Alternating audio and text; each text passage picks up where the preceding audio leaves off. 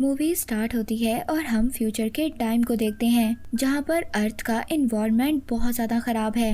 यहाँ का एनवायरनमेंट इंसानों के रहने लायक बचा नहीं है। यहाँ पर या तो बहुत सारे लोग अर्थ को छोड़कर दूसरे प्लेनेट पर जा चुके थे या तो बहुत सारे लोगों की डेथ हो गई थी। फिर इसके बाद हम एक स्पेसशिप को आते हुए देखते हैं। इस स्पेसशिप में दुनिया के आखिरी बचे हुए लोग दूसरे प्लेनेट पर जाने वाले थे। असल में ये सब लोग साइंटिस्ट थे। ये अर्थ पर इसलिए थे ताकि ये अर्थ की कंडीशन में कोई सुधार ला सकें। मगर जब इनकी हर कोशिश नाकाम हो गई थी तो इन लोगों ने भी अर्थ को छोड़कर जाने का फैसला कर लिया था। इसके बाद हमें इस मूवी में एक बूढ़े साइंटिस्ट अगस्टिन दिखाए जाते हैं। वो अर्थ को छोड़कर नहीं जाना चाहते थे। वो अपना आखिरी टाइम अर्थ पर ही गुजारना चाहते थे क्योंकि उनको कैंसर था और वो ये जानते थे कि कुछ टाइम के बाद उनकी डेथ हो जाएगी और इसीलिए अब वो दूसरे प्लेनेट पर जाने से इनकार कर देते हैं। यहाँ पर हमें पता चलता है कि अगस्टिन एक बहुत बड़ी कंपनी के ऑनर थे और वो फाइनेंशियली तौर पर भी बहुत ज्यादा स्ट्रॉन्ग थे और इसीलिए अर्थ पर अकेले रहना इतना ज्यादा उनके लिए मुश्किल नहीं था। वो खुद ही अपने कैंसर का इलाज भी कर रहे थे। अब जितने दूसरे साइंटिस्ट थे वो दूसरे प्लेनेट पर जा चुके थे। अकेले अगस्टिन ही थे जो अर्थ पर अकेले थे और इसी बीच हमें अगस्टिन की पास्ट लाइफ को भी दिखाया जाता है जब वो बिल्कुल यंग थे। अगस्टिन जब यंग एज में थे तो वो काफी ज्यादा काबिल साइंटिस्ट थे और उन्होंने उस टाइम एक प्लेनेट को भी ढूंढा था जिसमें जाकर लोग आसानी से रह सकें। उन्होंने बहुत ज्यादा मेहनत की और आखिरकार अपनी मेहनत से ऐसे प्लेनेट को ढूंढ ही लिया। वो एक सेमिनार में सबको ये बता रहे थे कि कैसे ह्यूमंस अर्थ के अलावा भी दूसरे प्लेनेट पर जाकर रह सकते हैं। उस सेमिनार में अगस्टिन को एक लड़की भी मिलती है और पहली ही नजर में वो लड़की अगस्टिन को पसंद आ गई थी और कुछ टाइम के बाद उन दोनों ने शादी भी कर ली थी। मगर यहाँ पर अगस्टिन की वाइफ बहुत ज्यादा उससे डिप्रेस थी क्योंकि अगस्टिन अपने काम के अलावा किसी को भी टाइम नहीं देता था, अपनी वाइफ को भी नहीं और आहिस्ता आहिस्ता उन लोगों के दरमियान दूरियां आने लगी। फिर अगस्टिन की वाइफ ने ये डिसाइड कर लिया कि वो उसके साथ नहीं रहेगी, उसे छोड़ देगी, जिसके बाद वो अगस्टिन से डिवोर्स लेकर चली जाती है। फिर हम दोबारा से फ्यूचर के टाइम में आते हैं जहाँ पर हम अगस्टिन को देखते हैं। वहाँ पर अगस्टिन को उनकी स्क्रीन पर एक नोटिफिकेशन आई थी कि एक स्पेसशिप उनसे कांटेक्ट करना चाहती है और फिर उसके बाद हम उस स्पेसशिप को देखते हैं। यहाँ पर हमें पता चलता है कि ये स्पेसशिप भी अगस्टिन की कंपनी ने ही स्पेस में भेजी थी। उनका ये मिशन था कि एक प्लेनेट पर जाकर लाइफ के बारे में जानना। इस स्पेसशिप को उस प्लेनेट पर भेजे हुए पूरे 6 साल हो चुके थे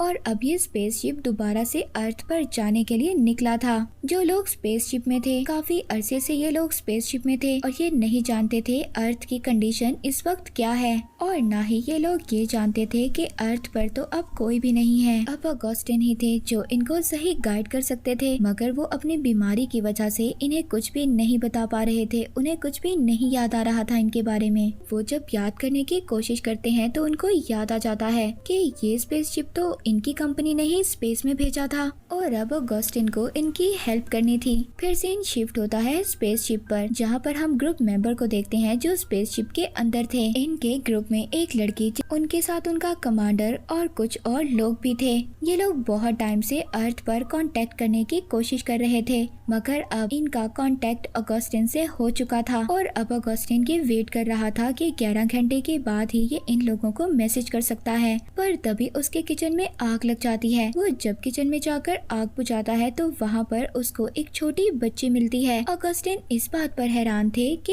ये छोटी बच्ची यहाँ पर कैसे आई। अगस्टिन उस बच्ची से बात करने की कोशिश कर रहे थे और उनको बात करने पर पता चलता है कि वो बच्ची तो गूंगी थी, मगर फिर भी वो ये पता लगाने की कोशिश कर रहे थे कि ये बच्ची यहाँ पर आई कैसे।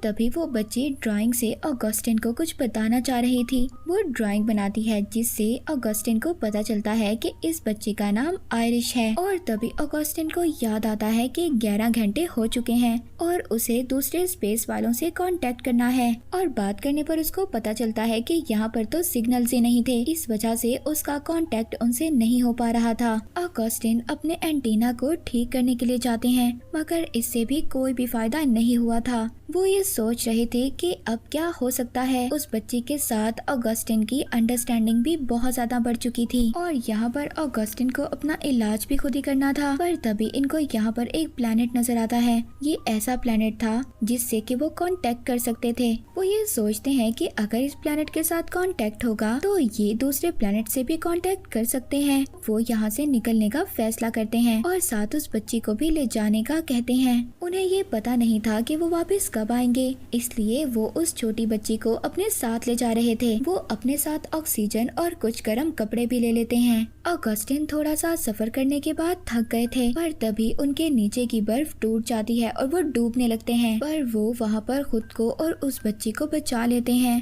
अब उनका सारा जरूरत का सामान भी डूब गया था। आगे वो ये डिसाइड करते हैं कि वो पैदल ही चलकर अपना सफर करेंगे, मगर ऑगस्टिन इतने ज्यादा तेज नहीं चल सकते थे क्योंकि वो बीमार थे। चलते चलते उनकी हालत बहुत ज्यादा खराब थी। वहाँ पर बर्फीला तूफान भी आ रहा था। उस तूफान की वजह से आसपास देखना भी बहुत ज्यादा मुश्किल हो रहा था क्योंकि हर तरफ बर्फ थी। तूफान की वजह से ऑगस्टिन के हाथ से उस छोटी बच्ची का हाथ छूट जाता है। वो बहुत ज्यादा परेशान हो गए थे और उस छोटी बच्ची को ढूंढने लगते हैं। बहुत ज्यादा ढूंढने के बाद वो छोटी बच्ची ऑगस्टिन को मिल गई थी। फिर वो अपना सफर आगे करते हैं। अब आखिरकार उन्हें वो जगह मिल चुकी थी। इसके बाद सीन शिफ्ट होता है उन्हीं साइंटिस्ट पर जो स्पेसशिप के अंदर थे। वो ये समझ रहे थे कि वो लोग रास्ता भूल गए हैं और वो लोग शायद गलत डायरेक्शन पर जा रहे हैं। अब ये सभी लोग मिलकर सही वाली डायरेक्शन में जाने का फैसला करते हैं। इस रास्ते के बारे में किसी को भी कुछ भी नहीं पता था कि आगे जाकर इनके साथ क्या होगा,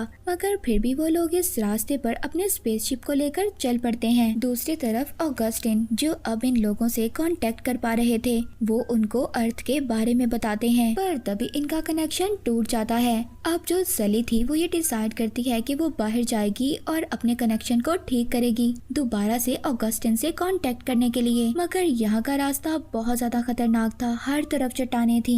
सली अपने पार्टनर के साथ बाहर जाती है और कनेक्शन को ठीक कर देती है, मगर तभी दूसरी चट्टान उस कनेक्शन से टकरा जाती है और दोबारा से इनके कनेक्शन को तोड़ देती है। इनका स्पेसशिप बहुत बड़ी रॉक से टकरा गया था और ये बहुत ज्यादा इंजर्ड भी थे। इनके एक ग्रुप मेंबर की डेथ भी हो जाती है, मगर सली हिम्मत करती है। वो फिर भी अपने कनेक्शन को ठीक कर लेती है। ऑगस्टिन से बात करती है। ऑगस्टिन उनको बताते हैं कि अर्थ बिल्कुल खाली है, यहाँ पर कोई भी इंसान नहीं है। सब लोग अर्थ से दूसरे प्लेनेट पर जा चुके हैं। तुम लोग दोबारा से ही K23 प्लेनेट पर चले जाओ, वहाँ पर लोग आसानी से रह सकते हैं। ऑगस्टिन को जब ये पता चलता है कि ये लोग रास्ता भूल चुके हैं, तो वो उनको सही रास्ता गाइड भी करते हैं और कहते हैं कि तुम्हें दोबारा से K23 प्लेनेट पर चले जाना चाहिए। सली वहाँ पर अपने ग्रुप मेंबर्स को ये बात बताती है। वो लोग बहुत ज्यादा परेशान हो गए थे और अब जो दो ग्रुप मेंबर थे वो तो इस बात पर एग्री भी नहीं थे कि वो दूसरे प्लेनेट पर जाकर रहेंगे। वो अर्थ पर जाना चाहते थे। जो स्पेसशिप का मेन पायलट था वो अभी भी ये समझ रहा था कि उसकी वाइफ अर्थ पर है। ऑगस्टिन उसको बार बार समझाते हैं कि अर्थ पर कुछ भी नहीं है, कोई इंसान नहीं है। जितने भी लोग थे या तो दूसरे प्लेनेट पर चले गए हैं या फिर यहाँ पर रहकर मर गए हैं। वो पायलट कहता है कि अगर मेरी वाइफ मर भी चुकी है तो मैं फिर भी अर्थ पर जाऊंगा। वो एक अलग से स्पेसशिप लेता है और अर्थ की तरफ निकल जाता है। फिर सली दोबारा से ऑगस्टिन से बात करती है। वो कहती है कि आप जानते हैं मेरा सबसे बड़ा ड्रीम था आपसे बात करना, क्योंकि वो उनको अपना आइडल समझती थी। वो उन्हीं की वजह से इस फील्ड में आई थी और उन्हीं से सीख कर वो एस्ट्रोनॉट बनी थी। वो उसको अपना नाम आयरिश सिली बताती है। अब यहाँ पर ऑगस्टिन जब आयरिश का नाम सुनता है तो वो अपनी पुरानी लाइफ में अपनी छोटी बच्ची को याद करता है। तो उसको पता चलता है कि आयरिश सिली तो उसकी बेटी का नाम था। जब वो भागकर उस छोटी बच्ची को चेक करता है तो वहाँ पर तो कोई भी नहीं था और यहाँ पर हमें पता चलता है कि आयरिश नाम की बच्ची तो कोई थी ही नहीं। ये सिर्फ ऑगस्टिन का एक वहम था, उनकी हेलुसिनेशन थी और यहाँ पर ऑगस्टिन के जीने की वजह ही वो बच्ची थी। और ऑगस्टिन हमेशा से इसी काम में लगा रहता था कि वो और उसकी वाइफ K23 प्लेनेट पर जाएं और इसकी बेटी वहाँ पर हमेशा सेफ रहे। मगर जब ये बातें भूलने लग गया, इसका माइंड खराब हो गया, तो उसने एक बच्ची को अपना ख्याल बनाया ताकि वो उसकी वजह से जिंदा रह सकें और यही वजह थी कि अब तक ऑगस्टिन जिंदा थे। और यहाँ पर हमें पता चलता है कि सिली कोई और नहीं बल्कि ऑगस्टिन ही की बेटी थी। वो उसको नहीं बताना चाहते थे कि वो उसके फादर हैं, क्योंकि उन्हें ऐसा लगता था कि उनकी बेटी अर्थ पर आकर इनको अपने साथ ले जाएगी। यहाँ पर ऑगस्टिन अपनी बेटी से बात करना चाहते थे। वो उससे पूछते हैं कि K23 प्लेनेट कैसा है, तो यहाँ पर सिली उसको सब कुछ बता देती है। वो उस K23 प्लेनेट के बारे में जानकर बहुत ज्यादा खुश होते हैं और उनको वहाँ पर जाने का कहते हैं।